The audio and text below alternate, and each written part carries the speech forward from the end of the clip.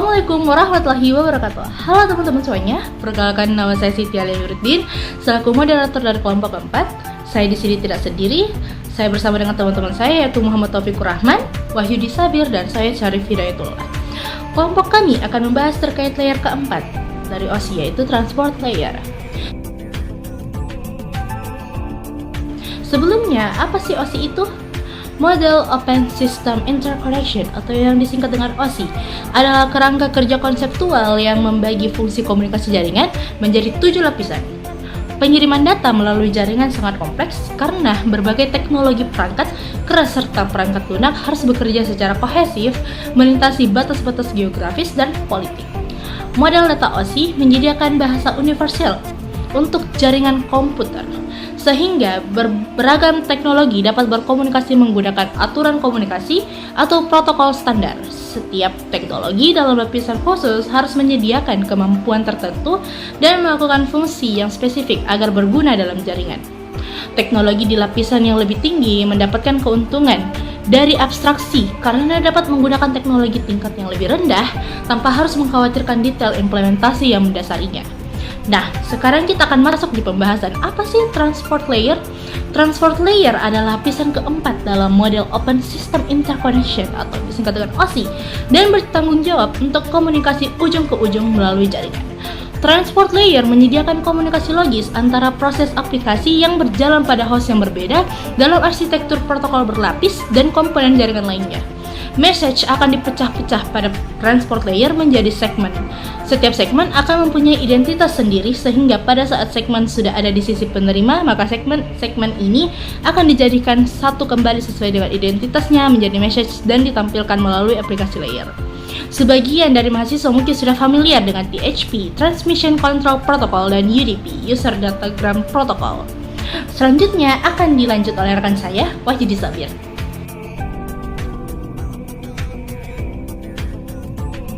Sebagian mahasiswa juga mungkin sudah tahu bahwa Transmission Control Protocol atau disingkat TCP dan User Data Protocol atau disingkat UDP bekerja pada lapisan transport, dan bahwa TCP adalah layanan yang andal dan UDP tidak.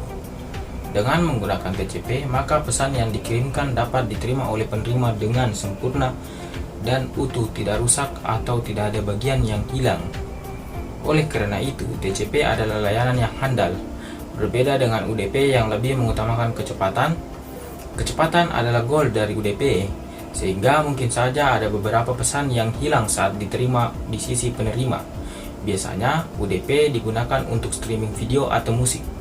Ini berarti bahwa pengembang aplikasi memiliki lebih banyak opsi karena mereka memiliki pilihan antara dua protokol saat bekerja dengan protokol TCP atau UDP. Lapisan transport bertanggung jawab untuk menyediakan mekanisme multiplexing aplikasi lapisan atas, membuat sesi, dan membuat sirkuit virtual, sehingga setiap paket yang masuk di sisi penerima akan diteruskan kepada aplikasi yang tepat. Misal, pada laptop, kita membuka beberapa koneksi ke beberapa situs dalam waktu yang bersamaan, supaya setiap pesan dikirim sesuai dengan browser yang dibuka pada laptop kita, maka dibutuhkan tanda khusus. Oleh karena itu, diperkenalkan port number pada proses di transport layer ini. Setelah pesan dibagi-bagi menjadi bagian kecil ini disebut segmen. Setiap segmen akan diberikan identitas berupa header, bentuk header dari TCP.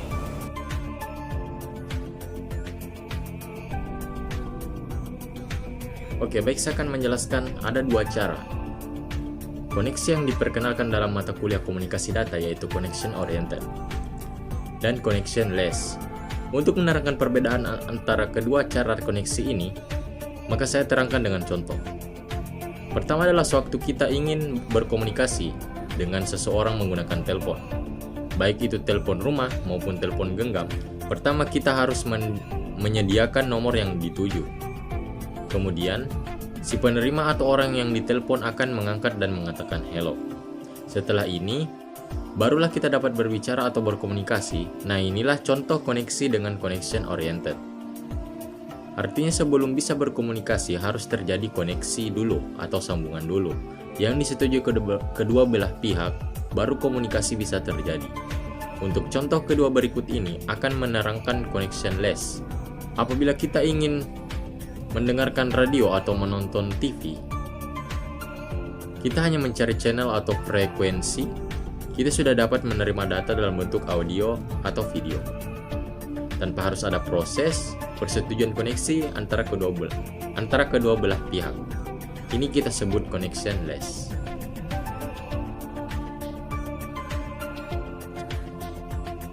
Di dunia internet juga kita mengenal kedua proses koneksi ini. Salah satunya adalah koneksi yang digunakan oleh TCP/IP protokol yang masuk dalam kategori connection oriented. Untuk menjelaskan protokol ini, kita mulai dengan pengertian bahwa dalam internet, sebelum data dikirimkan kepada jaringan internet, data tersebut akan dipecah-pecah dulu menjadi kecil-kecil yang biasa kita sebut paket.